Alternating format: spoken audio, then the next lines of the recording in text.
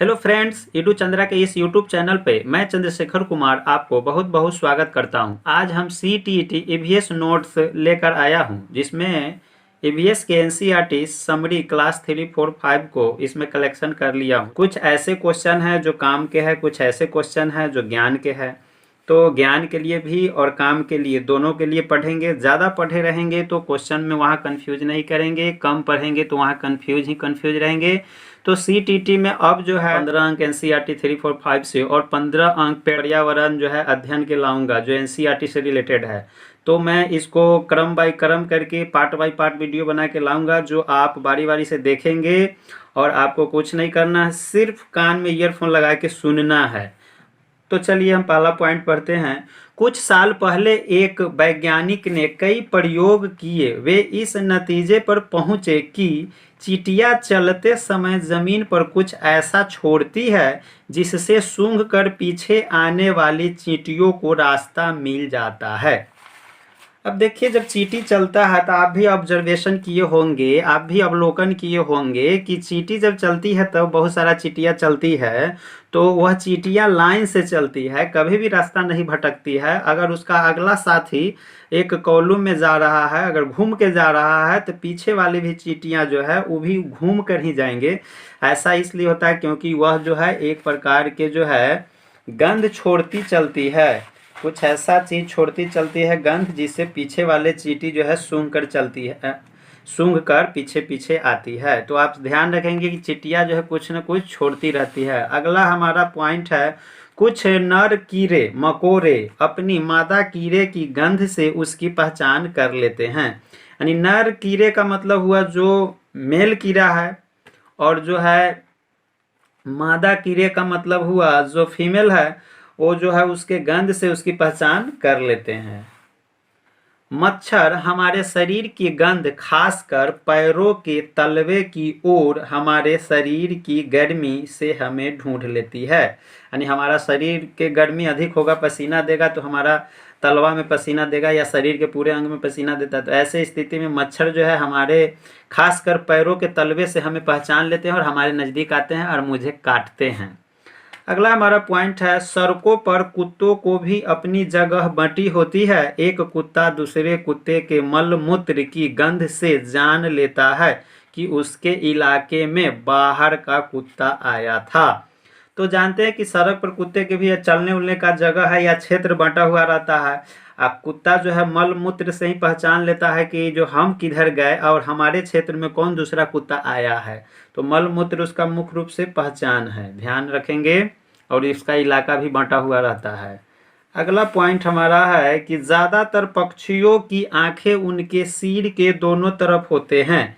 एक ही समय में दो अलग अलग चीजों पर नजर डाल लेते हैं। जब ये बिल्कुल सामने देखते हैं आगे की तरफ, तब उनकी दोनों आंखें एक ही जगह एक ही चीज पर होती है। सिर के दोनों तरफ आंख होते हैं। पक्षियों की आंखें जो है उनके दोनों सिर के ओर होने के कारण ये दोनों बगल, एक टाइम में दो बगल के वस्तु देख सकता है, लेकिन आगे वाले वस्तु जब देखेंगे तो एक समय में एक वस्तु देख पाएंगे।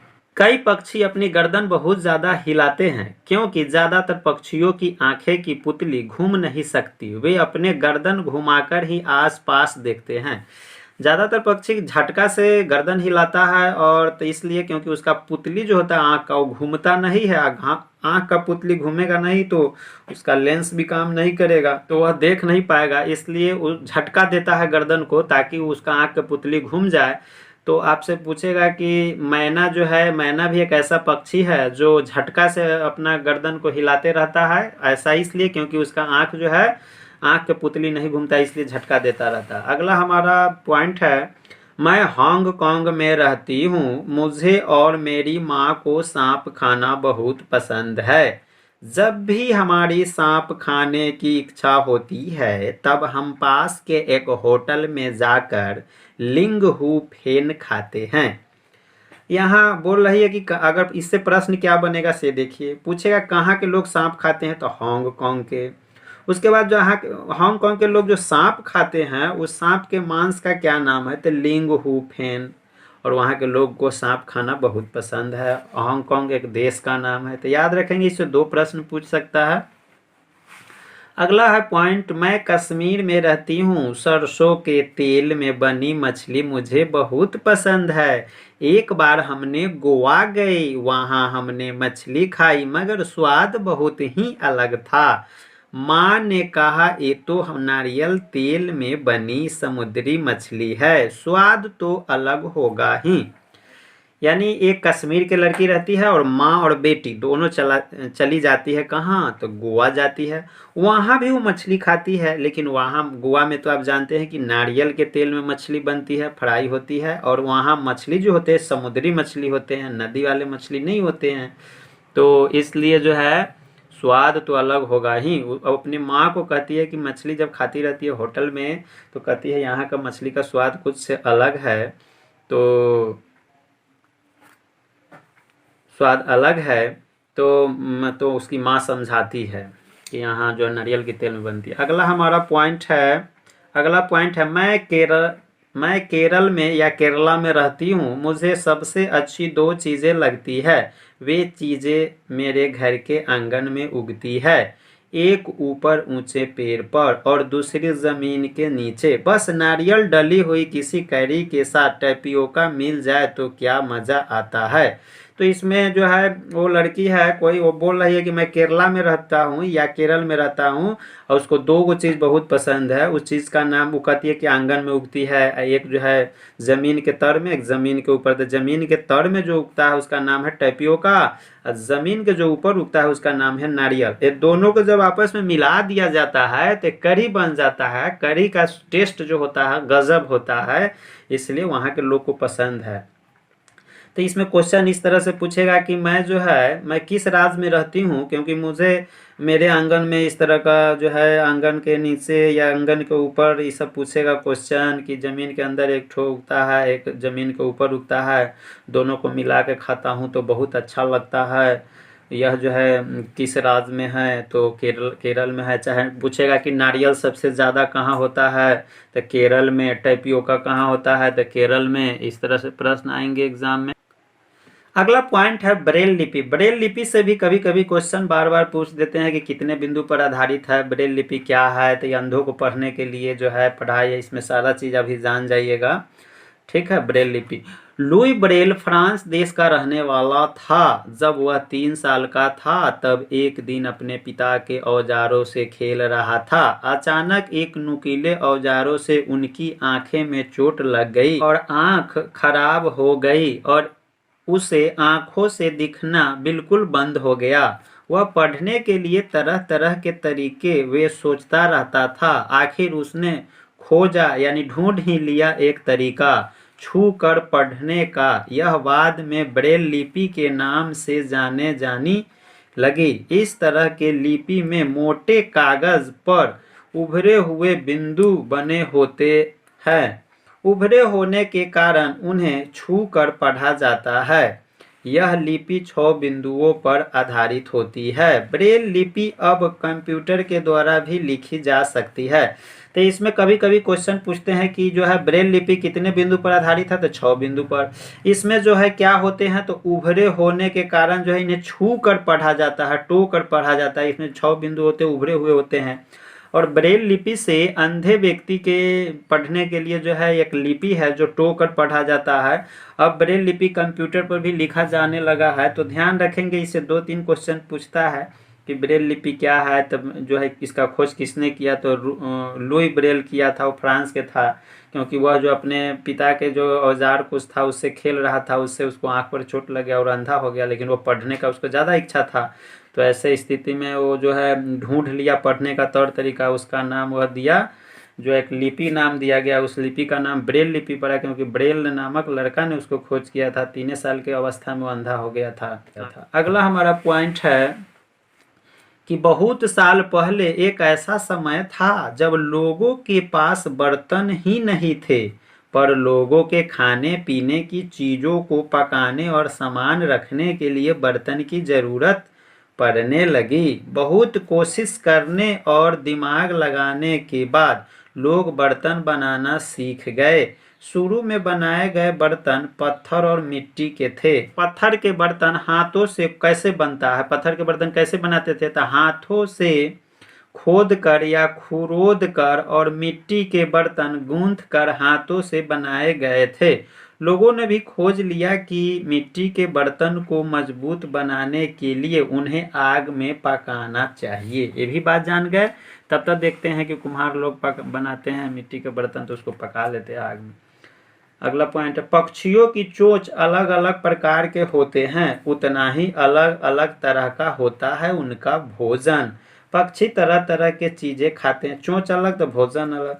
तरह तरह के चीजें खाते हैं, कोई फल खाता है तो कोई बीज, तो कोई कीड़े मकोड़े खाता है तो कोई मछली। पक्षियों के उड़ने चलने और गर्दन घुमाने के तरीके अलग अलग है। मैना झटके से अपनी गर्दन आगे पीछे घुमाता है।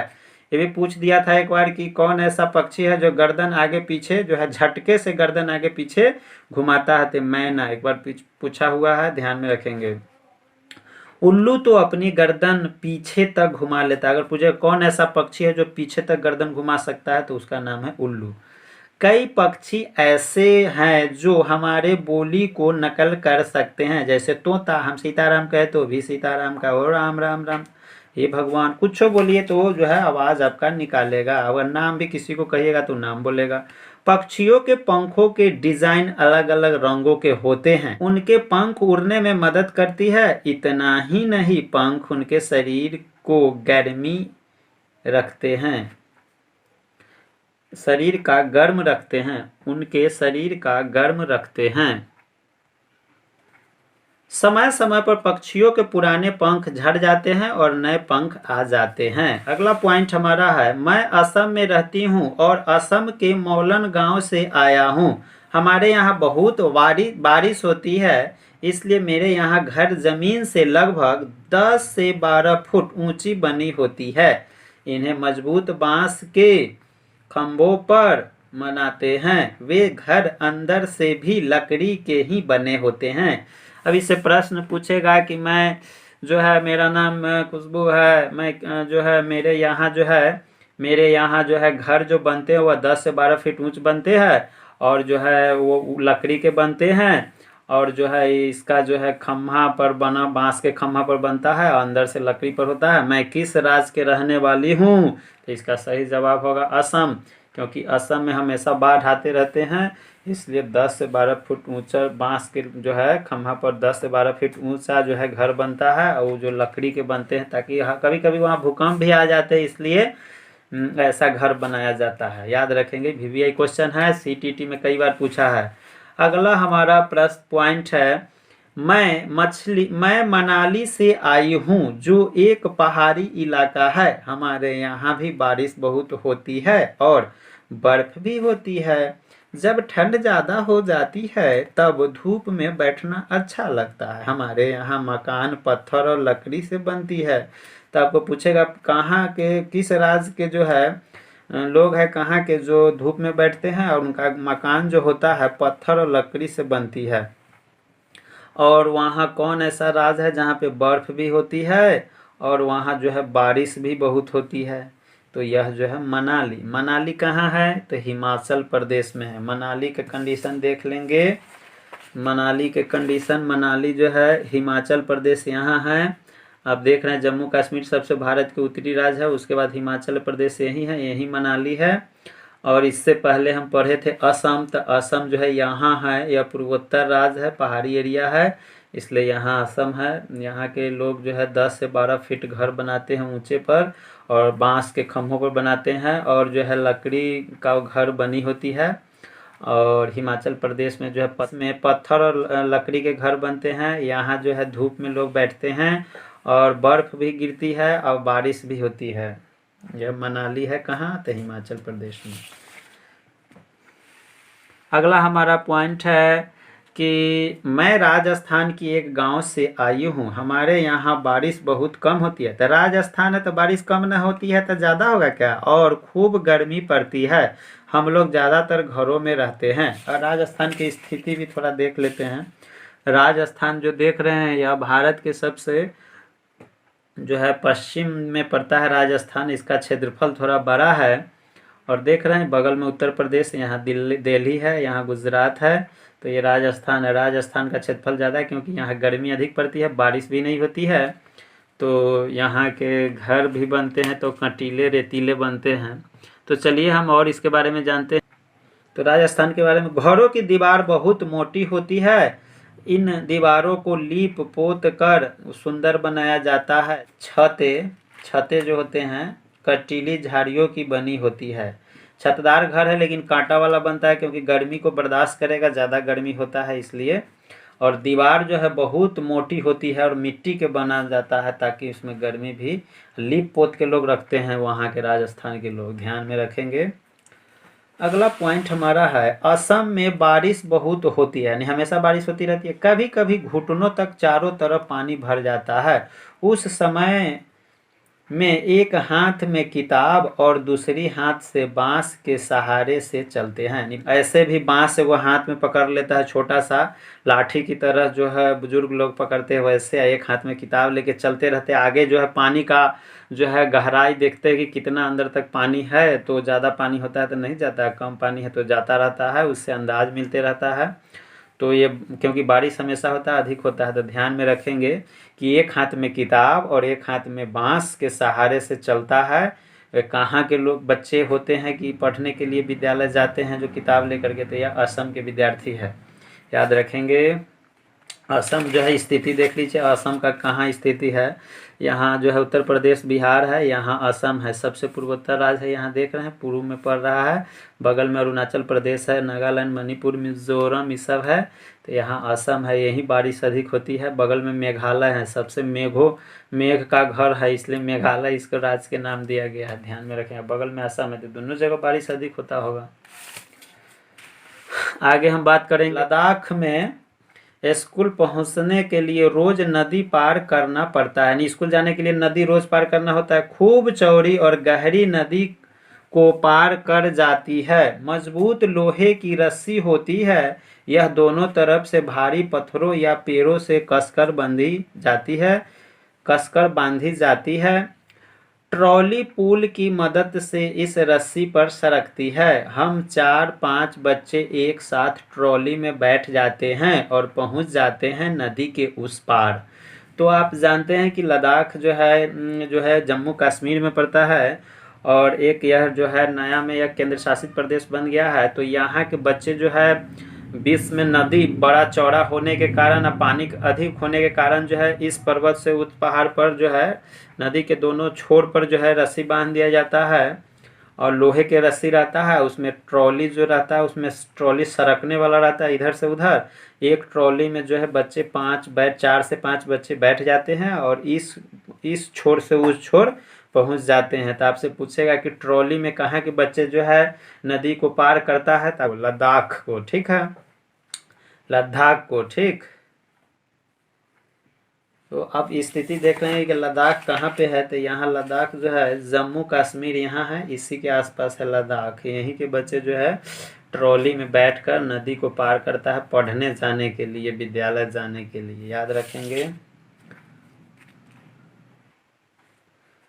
अगला पॉइंट है केरल के बारे में कुछ जान लेते हैं। केरल के कुछ भागों में बच्चे पानी को पार करने के लिए बल्लम यानी नाव, लकड़ी की बनी छोटी नाव में बैठकर स्कूल तक पहुंचते हैं। यानी केरल में बच्चे जब जाते हैं तो वहाँ पानी भी केरल में अधिक होता है, तो वहाँ जो है बच्चे स्कूल जाने के लिए एक नाव में है जो लकड़ी की बनी होती है, उसका बल्लम नाम दिया गया है। बल्लभ जो रहता है बल्लम, उस पे नाव का नाम है, उस पर बैठकर बच्चे जो है विद्यालय रोज पहुंचते हैं। थोड़ा केरल की स्थिति देख लेते हैं कहाँ है। तो केरल जो है दक्षिण भारत के केरल राज्य जो है दक्षिणी भारत का यह राज्य है। यह केरल यहाँ है, बगल में तमिलनाडु है, यहाँ कर्नाटक है, ये छोटा सा क्षेत्र में जो है गोवा है, इधर तो समुद्र है, उसके बाद इधर आंध्र प्रदेश है। तो यहाँ हम केरल की बात कर रहे हैं। यहाँ के जो है शिक्षा दर जो है बहुत ज़्यादा है, पढ़ा लिखा यहाँ व्यक्ति अधिक है। अगला हम राजस्थान की तरफ चल रहे हैं। राजस्थान जो है, हम रेगिस्तान में रहते हैं, हमारे यहाँ दूर दूर तक रेत ही रेत नजर आती है। दिन में तो खेत खूब तपती है, हम ऊंचे गाड़ी में बैठकर स्कूल पहुँचते हैं। तो ये सब बात जहाँ कहेगा, इस चर्चा करेगा कि हम रेगिस्तान में रहते हैं, हमारे यहाँ दूर दूर तक रेत ही रेत है, नज़र आती है, दिन में तो खेत खूब तपती है, हम ऊंची गाड़ी में बैठकर स्कूल पहुँचते हैं, तो ये कहाँ के बच्चे हैं? तो यहाँ राजस्थान के बच्चे हैं। आपको ध्यान देना है कि ऊंचे गाड़ी यानी ऊँट वाला गाड़ी होता है, ऊंचे गाड़ी होता है, उसमें पहुँचता है। और ऊंचा गाड़ी होने से नीचे जो है गर्मी जो है ऊपर तक कम पहुँचता है। बालू होता है, रेगिस्तान होता है, तो जो है टेम्परेचर ज़मीन का ज़्यादा हो जाता है बालू होने के कारण। तो ऊंचा गाड़ी रहेगा तो उसको जो टेम्परेचर बच्चा का नज़दीक तक ऊपर तक कम पहुंचेगा। इसलिए जो है राजस्थान के बच्चे जो है ऊंची गाड़ी में बैठकर विद्यालय जाते हैं। हम राजस्थान की स्थिति देख लेते हैं। तो राजस्थान का स्थिति यहाँ है। अगर यहाँ उत्तर प्रदेश है तो उसके पश्चिम में राजस्थान है, वो हरियाणा पंजाब देख रहे हैं, यहाँ गुजरात मध्य प्रदेश है। तो स्थिति भी देखेंगे। एक नक्शा से एक प्रश्न पूछता है बार बार कि मध्य प्रदेश उत्तर प्रदेश के किस सापेक्ष में, किस स्थिति में? तो उत्तर प्रदेश के दक्षिण में मध्य प्रदेश है। उत्तर प्रदेश के किस दिशा में राजस्थान है? तो पश्चिम में। अगर राजस्थान के किस दिशा में उत्तर प्रदेश है तो आप बोलेंगे राजस्थान के रेस्पेक्ट में उत्तर प्रदेश पूरब में है। पूछ देगा बिहार जो है किस राज्य के जो है पूरब में है? तो उत्तर प्रदेश के पूरब में बिहार है। तो ये क्वेश्चन नक्शा से देते हैं, इसलिए बार बार मैं नक्शा आपके नज़दीक रख रहा हूँ ताकि नक्शा का जो हम स्टेट वाइज समझ ले। अगला पॉइंट है उत्तराखंड। हम पहाड़ी इलाकों में रहते हैं, यहाँ दूर दूर तक उबड़ खाबड़ पथरीले रास्ते हैं। मैदानी या शहर में रहने वाले बच्चों को भले ही मुश्किल लगे, हम लोग भागते हुए पहाड़ी रास्ते पार कर जाते हैं। यानी हम पहाड़ी इलाके में रहते हैं, यहाँ दूर दूर तक उबड़ खाबड़ यानी वहाँ के रास्ता जो है बहुत उबड़ खाबड़ और पथरीले है। और मैदानी या शहर में रहने वाले बच्चों को भले ही मुश्किल लगे, मुश्किल नहीं है, रास्ता उबड़ खाबड़ है तब भी पहाड़ी रास्ते हैं, तब भी दौड़ के स्कूल पहुँच जाते हैं। तो पूछेगा ये बच्चा कहाँ का है? तो यह है उत्तराखंड का। उत्तराखंड एक राज्य का नाम है। ये नक्शा के सिचुएशन में देखें, इसको नक्शा में देखें। यहाँ उत्तराखंड, यहाँ पर्वत एरिया है, रास्ता उबड़ खाबड़ है, फिर भी बच्चा डेली के डेली विद्यालय जाते हैं। तो ये उत्तराखंड यहाँ हिमाचल प्रदेश के बगल में। अगला पॉइंट हमारा है पक्षियों के कान दिखते नहीं, लेकिन उनके सिर के दोनों तरफ छोटे छोटे छिद्र होते हैं। ये पंखों से ढके रहते हैं, इन्हीं छेदों की मदद से पक्षी सुनते हैं। यानी कान के जो है ना, कान उसका दिखता नहीं है, सिर के दोनों तरफ होता है, छोटे छोटे छिद्र होते हैं, पंख से ढका रहता है, इसलिए नहीं दिखाई देता है, उसी से वो सुनता है। छिपकली के भी छोटे छेद जैसे कान दिखाई देते हैं, उसका भी रहता है कान, छोटा सा रहता है। मगरमच्छ के भी छेद जैसे कान होते हैं, लेकिन आसानी से दिखाई नहीं देते हैं। यानी मगरमच्छ के भी कान होते हैं, छोटा सा छिद्र होता है, वह आसानी से दिखाई नहीं देता है, लेकिन कान रहता है। तो आज के लिए इतना ही। वीडियो में मेरे साथ बने रहने के लिए आपको बहुत बहुत धन्यवाद। आपका दिन शुभ हो।